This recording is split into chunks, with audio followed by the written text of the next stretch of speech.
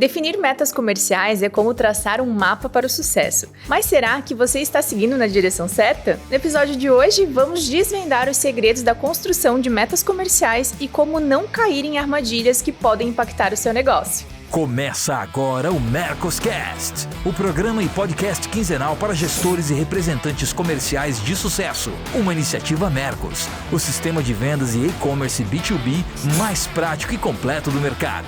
Mercoscast.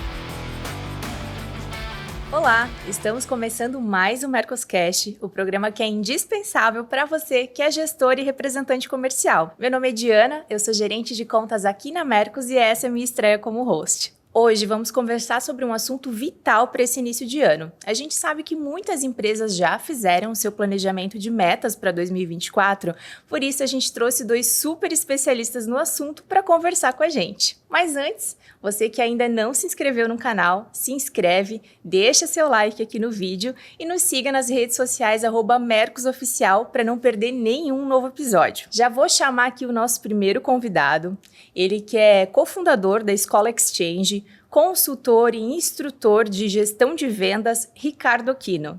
Ricardo, seja muito bem-vindo. Obrigada por aceitar o nosso convite.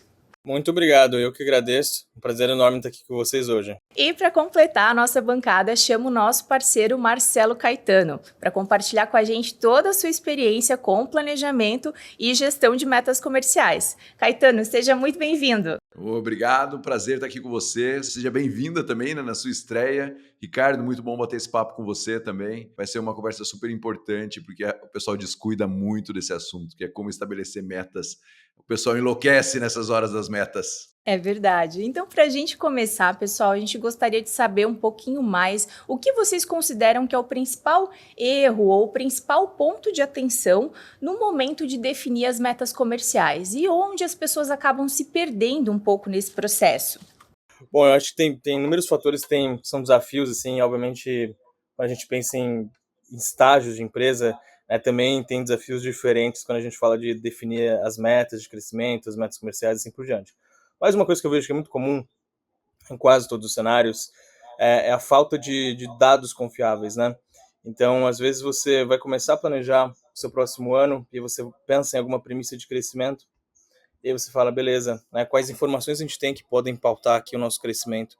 Informações, por exemplo, de capacity, ou seja, de produtividade do time interno de vendas, por exemplo, ou do time de vendas, ou do histórico, né, de conversões, ou de ciclos, e de tickets que eles tenham.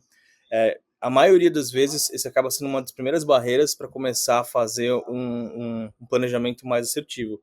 Assim como também, em muitos casos, eu vejo que faltam alguns tipos de validações. Então, vamos supor assim, que no processo de planejamento, muitas empresas estejam ali no estágio de falar, olha, eu quero pensar em novas iniciativas para o próximo ano, ou só o que eu tenho talvez não seja o suficiente. E aí que a gente tem alguns problemas também, né? Porque ainda existe uma falta de cultura de testes muito grande, né? Então, assim, muitas coisas que as empresas tiram como iniciativa de nova receita, de novas vendas, são baseadas em alguma coisa que alguém está falando aí no mercado, dizendo que vai te dar algum resultado, ou alguma boa iniciativa, mas a pessoa foi lá e nunca testou esse tipo de iniciativa. Aí vem algumas perguntas, né? Tipo, cara, o quanto que isso aqui realmente vai atingir esse plano? Será que faz sentido? Será que não faz? O que eu vou considerar em termos de capacidade, de produtividade? E aí, muitas vezes, já no começo, o planejamento, o orçamento, toda a fase inicial da concepções dos projetos acabam tendo uma margem de erro muito grande. Obviamente que todo planejamento ele muda, ele pode mudar principalmente de acordo com o estágio da empresa, né? Se tem mais ou menos histórico, mais ou menos confiança ou volatilidade de mercado, mas pode ser um grande problema na hora de fazer uma nova iniciativa. Quando a gente vê metas, né, traçar metas, né, cada ano mais louco traçar metas, né? Então tem um critério básico de traçar metas que é traçar pelo histórico, né? O problema de traçar pelo histórico é que você sempre vai ter uma meta meio conservadora, né? Porque você parte do que você já fez.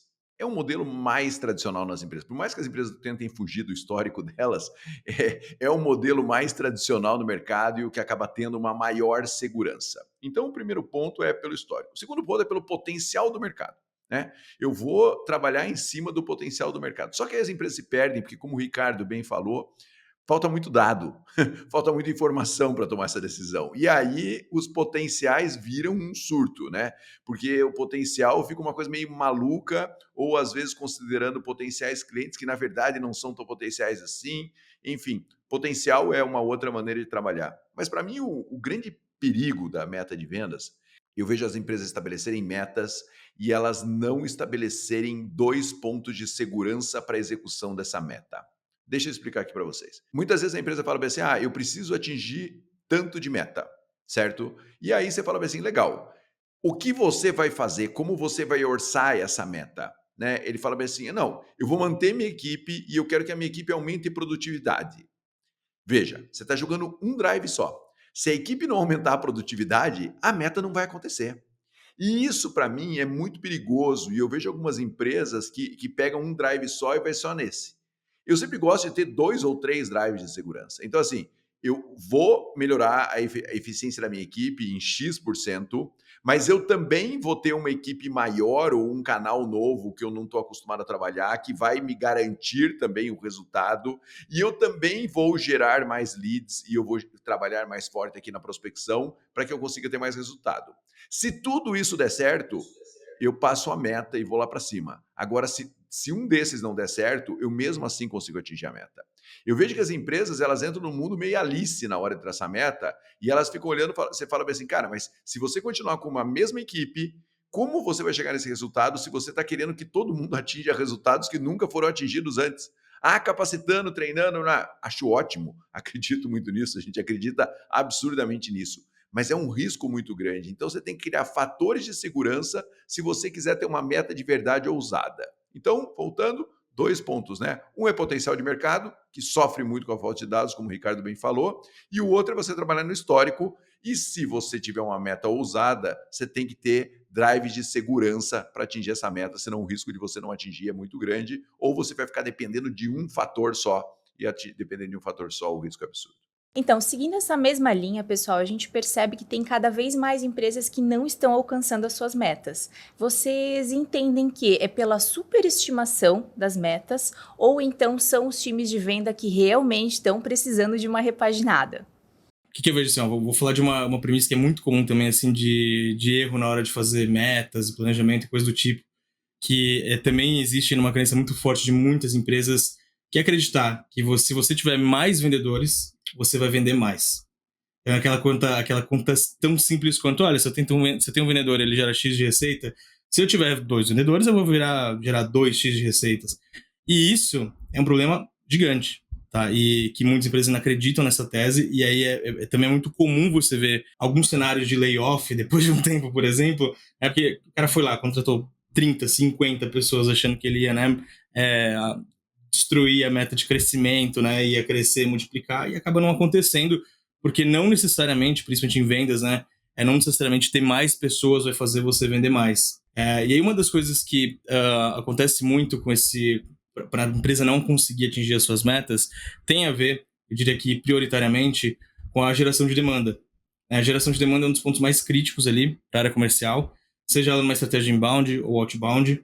Ela é a parte que eu diria que inicialmente é uma das mais críticas para você conseguir ter gestão do crescimento. Então, começando pelo básico, né? Se você tem uma estratégia inbound, se você não conseguiu provar até o momento, ou não conseguiu ter clareza até o momento de que quais são os canais, os lugares que você investe mais, que você vai ter mais leads, por exemplo, corre um risco de você ter mais vendedores, né, e você não ter demanda suficiente para eles trabalharem. Da outra forma também, quando a gente fala de outbound, e não necessariamente no outbound a gente está falando de ter volume, né, mas assim, puxa, será que essa empresa já sabe como fazer prospecção? Ela já consegue gerar a lista o suficiente? Ela consegue qualificar essas listas? Ela tem um processo que ela consegue, de forma estruturada, gerar novas oportunidades a partir de um modelo outbound? Então, a geração de demanda costuma ser um dos principais problemas na hora de não conseguir atingir as suas metas. Mas, fora isso, né, existem... quando a gente sai aqui, transcende um pouco da questão da geração de demanda, os principais pilares que a gente tem ali são pessoas ou processos, né? Então, quando a gente fala de pessoas, quais são os erros mais comuns aqui, falando de empresas que não conseguem atingir as suas metas de vendas, né? Geralmente estão associadas a não ter um bom processo de recrutamento seletivo, né? Então, assim, acabam recrutando de qualquer jeito, ou, o cara que tem carteira, o cara que já tem um histórico, o cara disso, e aí ninguém pensa exatamente no perfil ideal, ninguém pensa nos perfis que mais representam conversão, que mais convertem, que mais trazem resultados e assim por diante, ou não tem algum tipo de programa de onboarding, algum tipo de programa de treinamento, né, que a empresa consiga ter um playbook claro, né, de como passar os melhores métodos de vendas dos vendedores que mais vendem, né, para todos os novos vendedores. E aí você começa a ter um gap muito grande de conhecimento na equipe, né? Então você está com alto crescimento, tem ali algumas pessoas sobrevivendo, tipo os mais fortes ali, né, do caminho sobrevivendo, e grande parte da equipe não conseguindo chegar nos resultados esperados, sendo um tempo de rampagem ele muito longo. E isso costuma, né, ser um resultado, impactar muito, muito negativamente no resultado.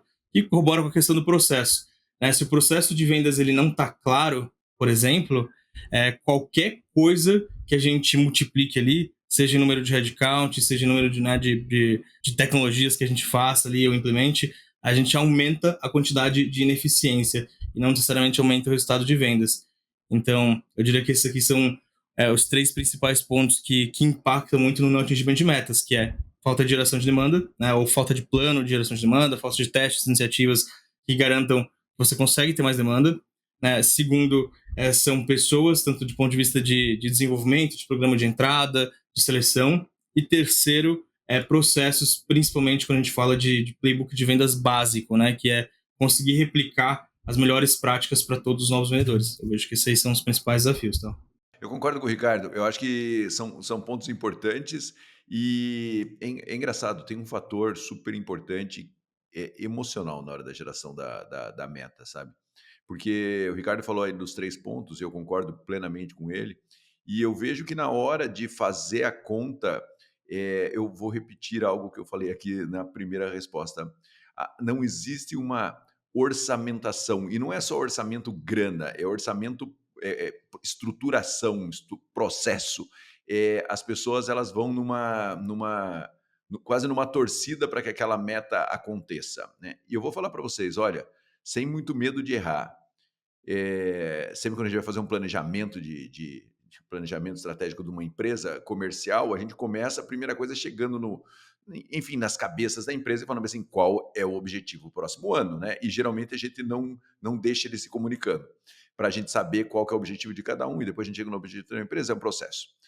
A maioria das vezes, eles falam os objetivos deles, né? E aí, na segunda pergunta, ele já não tem a resposta, que é o que você de verdade vai fazer para atingir esse objetivo. Então, você olha e fala assim, cara, bacana, né? Então, você tem um objetivo, mas você tem um sonho, na verdade, porque você não está orçando o sonho para acontecer, né? E como o Ricardo falou, você tem que pegar vários níveis para que isso aconteça. Então, tem que dar uma acelerada na demanda. Pô, se eu acelerar no mesmo nível que eu acelerava antes, eu vou ter resultado? Se a equipe aumentou e você vai ter um tempo de rampagem da equipe, cara, não é a mesma eficiência da equipe do ano passado, porque você vai aumentar a equipe, ela vai ter um tempo para aderir ao processo e para fazer a rampagem dentro do processo. Então você tem que olhar para detalhes, porque são esses detalhes que fazem o negócio acontecer. A gente tem um cliente nosso que esse ano falou assim, chegamos em setembro do ano passado, começamos a planejar esse ano. Ele falou assim, em janeiro eu vou contratar a equipe comercial, e ele traçou uma meta como se ele fosse ter equipe comercial com mais pessoas em janeiro, né? E eu falei, não, cara, se você quer ter em janeiro, você tem que contratar em outubro, capacitar, fazer todo o onboarding dessa equipe, não sei o quê, para que em janeiro eles estejam produzindo. E um cara experiente falou, mas Caetano, vou contratar para passar o final do ano aí, vai ter férias coletivas. Falei, cara, quando eles voltarem, eles têm que estar produzindo, porque a sua meta não permite que eles comecem a produzir só em março. Você vai falar, esse cara é inexperiente. Não, esse cara é super experiente. Só que muitas vezes, quando a gente vai traçar a meta e traçar o objetivo, a gente fica olhando só de um lado só. Como o Ricardo falou, por exemplo, eu vou trabalhar, eu vou aumentar a minha geração de lead. Cara, se você começar a aumentar em janeiro, você vai até ajustar essa geração de lead, vai até em março. Então você tem que começar a acelerar em setembro, outubro, para que você chegue em janeiro em plena potência dentro do seu processo. Então eu acho que esse é um outro ponto importante. As pessoas começam a traçar meta tarde demais. E aí elas têm que ficar ajustando e correndo riscos por não desenhar bem o processo e faz tudo agora no começo do ano. Não, no começo do ano você tem que chegar pronto para fazer. Tem um custo isso. É claro que tem. Qual que é o custo que tem não fazer isso? Qual que é o custo que tem? Não atingir os resultados. Então esse é o grande problema, esse planejamento até para traçar a meta. A gente sabe que é importante ter metas desafiadoras, né, para os times, mas ao mesmo tempo metas exorbitantes podem ser até um tiro no pé para a motivação das equipes, né? Como os gestores podem administrar isso da melhor forma, né? Fazer metas desafiadoras, mas ao mesmo tempo alcançáveis. Que eu vejo assim que é um caminho que com certeza sempre é bastante desmotivador, assim, e eu acho que ele é super importante na hora de comunicar uma meta, né? Independente dela ser super desafiadora em termos de crescimento ou não. Quando eu falei, assim, até citei alguns casos que ia ter uma cultura de testes, eu acho que essa cultura é muito importante. Por quê? Porque a gente pode falar o que a gente quiser, certo? Vamos dobrar, vamos triplicar. Já trabalhei em algumas empresas que era assim, todo ano, vamos triplicar, né? Vamos triplicar a receita no ano, vamos triplicar, dobrar, aquelas teses clássicas de empresas de SaaS, né? De tecnologia, por exemplo. Mas a pergunta vem o seguinte: como? Como que a gente vai dobrar? Como que a gente triplica? E se a empresa ela não tem nenhuma iniciativa ou caminho que aposte a forma de crescimento, seja lançando um novo produto, abrindo um novo mercado ou montando uma nova estratégia, uma nova iniciativa de vendas, é muito difícil comprar. Agora, a partir do momento que a gente tem, mesmo que ainda de forma incipiente, por exemplo, olha, a gente já começou a fazer um teste aqui numa iniciativa, sei lá, de inside sales, a gente já tem demanda gerando, a gente já está testando esse canal há 3 meses, 6 meses e acreditamos que ele tem poder de escala, a gente usa isso, aquilo, ou aumentar um pouco isso. No pior dos cenários, a gente chega num lugar X, né? Ou seja, existe um racional e um determinado nível de confiança sobre como que você pode chegar no impacto. Isso aumenta muito a moral do time, das pessoas sobre a confiança de como você vai chegar na sua meta. Então, eu já trabalhei mesmo liderando operações que tinham um desafio de triplicar a receita no ano. E, obviamente, a pergunta sempre foi como. Então, se não tivesse um racional, iniciativas, justificativas muito claras de quais seriam os planos, iniciativas que a gente faria para nos levar até lá, a galera não comprava. Mas se isso ficasse claro, todo mundo tinha muito mais confiança. Não vou dizer que não tinha medo, obviamente, mas se sentiam muito mais confiantes, né? E, obviamente, na hora de comunicar metas individuais, isso tem que ser completamente diferente de você falar de uma meta da área, da empresa ou coisa do tipo, que ela tem que ser o mais claro possível, com menos componentes possíveis. E falando de vendas, né, tem que ser o mais fácil possível da pessoa calcular o quanto que ela pode ganhar com base nesse plano. E um erro, mas também comum, mas não menos importante, para se levar em consideração aqui, é desenhar planos de compensation que, obviamente, vão acompanhar esse fator de crescimento da empresa, né, e que podem ter estímulos no médio e longo prazo também, baseado num superávit de performance, né? Então isso também pode ajudar bastante. Eu acho super importante que a gente vamos pensar um pouco na equipe de campo, né? O pessoal de campo. Eu vejo que muitas vezes as empresas definem metas e elas não sentam com as suas equipes orientando um a um, porque a gente vai falando, né?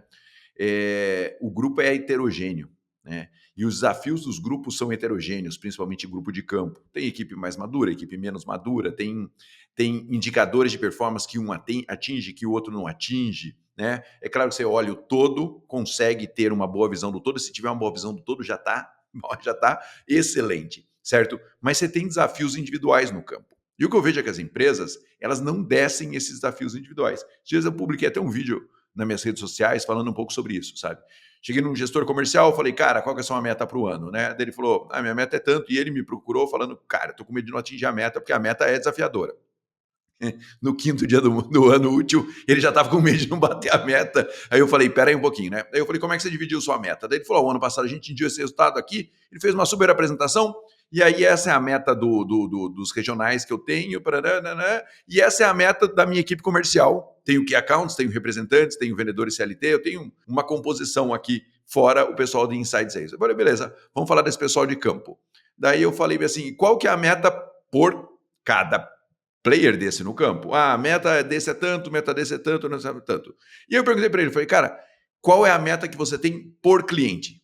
A hora que eu falei meta por cliente, ele falou bem assim, cara, mas eu tenho X mil clientes. Eu falei, e aí? Você tem X mil clientes, mas você tem 50 pessoas na sua equipe, quer dizer que cada um tem 60 clientes. Média, tá? qual que é a meta que cada um tem para os 60 clientes que ele tem? Ele falou, não, Caetano, mas aí o representante define a meta para o cliente dele. Aí eu falei, cara, é aí que a meta não acontece. Né? Porque você imagina que você tem 50 pessoas no campo e cada uma tem uma meta, mas você não ajudou essa pessoa a estabelecer uma meta por cliente. Né? Porque muitas vezes essa pessoa precisa fazer o quê? Pô, ela precisa acelerar a prospecção. Outras vezes essa pessoa precisa melhorar a conversão. Ela tem muitos clientes que ainda não compraram prospects e eles vão melhorar essa conversão. Outra pessoa precisa um outro indicador e outra pessoa está ruim em vários indicadores e precisa conversar com ela. Muitas vezes eu vejo que a empresa ela joga essa meta para a equipe comercial de campo, certo? E ela simplesmente espera que o cara desdobre a meta comercial. Uma das melhores experiências que eu tive nos últimos anos, inclusive ontem no aeroporto eu encontrei o diretor de uma empresa e aí esse cara, trabalhei com ele muitos anos, assim, um cara muito, muito bacana. Eu fui numa convenção e a convenção era 4 dias. 2 dias de conteúdo. E 2 dias eram os líderes sentados com as equipes, traçando metas e estratégias por cliente. Você vai falar, cara, passaram 2 dias no hotel traçando meta? Sim, 2 dias no hotel. Porque a maioria das vezes você termina a convenção, a turma vai para casa ou vai para suas bases, e aí cada um tem que se virar com a própria meta e com o desdobramento da meta. E para mim isso é muito ruim. Então, falando aqui em venda recorrente, né, em venda B2B recorrente, é preciso que você sente com cada um e desdobre meta com cada um, porque senão é muito complexo. E eu vejo que as empresas também fazem uma distribuição de meta que muitas vezes ignora alguns fatores regionais que são super problemáticos. Por exemplo, nessa convenção, eles chegaram com uma meta geral e aí eles tinham metas regionais. No final do primeiro dia, à noite, os regionais estavam trocando metas entre eles, ajustando metas, porque falaram, cara, aqui não vai dar, ou aqui nós estamos correndo um risco muito grande. O cara falou, não, aqui temos um cliente com potencial aqui entrando. Sabe, essa maturidade para finalizar o processo lá no detalhe é algo que para mim falta muito nas estruturas comerciais. Eu vejo que as empresas ficam traçando metas, no máximo elas vão até o vendedor, até o representante comercial, até o key account, mas não descem para o cliente. Até porque vai chegar uma hora que você vai fechar todos os clientes que você tem e vai falar, faltou, né? E aí quando você fala, faltou, você fala, beleza, precisa captar novos clientes e minha máquina de geração de leads, de entrada de novos clientes de prospecção, tem que funcionar porque 7% ou 10% da minha meta depende de clientes que vão entrar esse ano. Então eu vejo que as empresas não desdobram esse processo na profundidade que deveriam desdobrar e aí pagam um preço muito alto por isso. O preço alto é o seguinte, chega na convenção de vendas, o líder fala assim, vamos crescer 15% ano que vem, né? Fica aquele silêncio na sala, já passei por isso milhões de vezes. Aí o cara, vamos crescer ou não vamos crescer? Aquele silêncio na sala, na terceira vez todo mundo, vamos atingir! Até porque se o cara não gritar, ele tá fora do jogo, né? E aí ele grita super motivado, vamos atingir, não sei o quê, não sei o quê, não sei o quê. Só que daí sai da sala, você fala, cara, qual que é a sua estratégia para atingir? O cara, coitado, sozinho no campo, cara, precisa de ajuda para definir essa estratégia para atingir. E eu acho que a empresa negligencia nessa estratégia.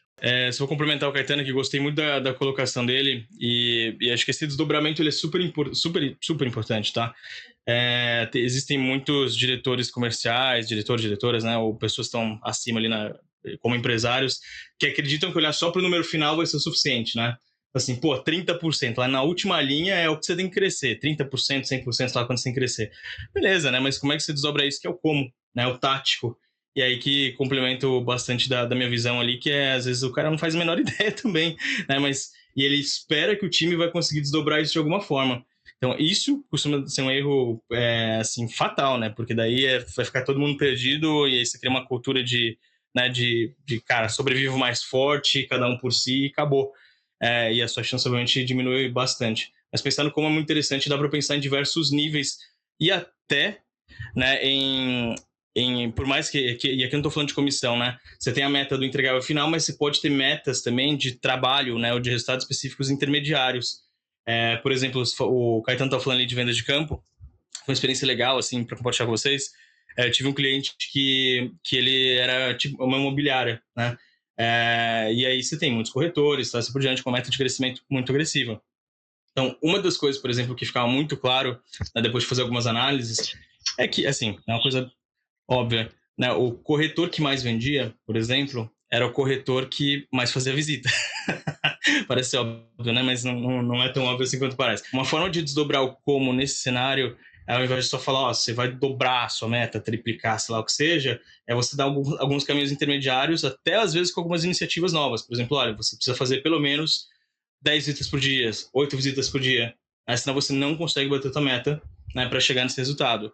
Ou, para você conseguir fazer 8 a 10 visitas por dia, a gente vai ter pensa aqui numa nova iniciativa, pensa numa nova estratégia, que é colocar alguém que vai te ajudar a marcar novas agendas, né, ou alguma tecnologia que suporte melhor isso, para você ficar focado em visita, né, e apresentar imóvel para os clientes, por exemplo.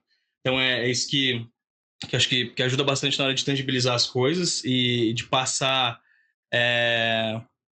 mais confiança, né, no como executar de forma individual, assim. Então, pessoal, a gente está começando um ano novo aí, né? Então, muitas empresas já fizeram o seu planejamento de metas para 2024 e a gente queria entender um pouco quais os sinais que os gestores devem estar atentos para entender se estão no caminho certo, né? Com essas metas que foram traçadas e para garantir que eles não se percam ao longo do caminho, né? Então, quais são os pontos que eles devem estar atentos para garantir o sucesso e o alcance dessas metas aí ao longo do ano? Eu acho que a primeira coisa é o seguinte, é acompanhar a meta todos os dias, sabe? Os ajustes, porque assim, quando você traça uma meta, e principalmente se ela for uma meta ousada, audaciosa, ela tem que ser, você vai ter um refinamento, sabe? Aquela coisa, cara, você vai ver como é que o time está jogando, né? Por mais que você faça tudo que a gente já falou, prepare antes, planeje antes, faça tudo isso, esse começo de ano é um momento de você olhar onde você precisa ajustar mais, onde você precisa colocar mais grana, onde você precisa repor algumas pessoas, enfim, as mudanças que você precisa fazer. Então, sempre tem que acompanhar a meta diariamente, mas nesse começo de ano, para mim, é quase que um comitê para acompanhar atingimento diário de resultados, sabe? Para que você faça toda a análise e uma hora isso vai entrar no fluxo. Mas até isso entrar no fluxo normal do ano, é preciso você acompanhar muito de perto esse processo. E aí o que eu vejo? As empresas começam sempre com uma estrutura meio bagunçada, tem convenção de vendas, não sei o quê, e as empresas perdem esse acompanhamento próximo exatamente quando ele é mais importante.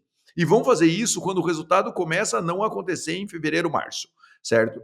E aí, já é tarde, já foi um trimestre. Né? Então, para mim é o seguinte, todos os dias dos primeiros 2 meses do ano, olhar muito de perto meta e fazer os ajustes necessários muito de perto. Porque algumas pessoas do grupo claramente vão dar sinais de que alguma coisa aconteceu, mudou, eu não consegui ter resultado.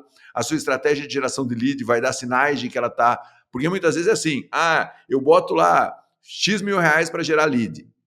Então é fácil, eu acelero. Às vezes realmente você põe um pouco mais de grana e entra lead de qualidade. Às vezes você põe um pouco mais de grana, cara, e começa a entrar um monte de lead desqualificado. Então, não é uma conta tão simples assim, acelera e o negócio vem.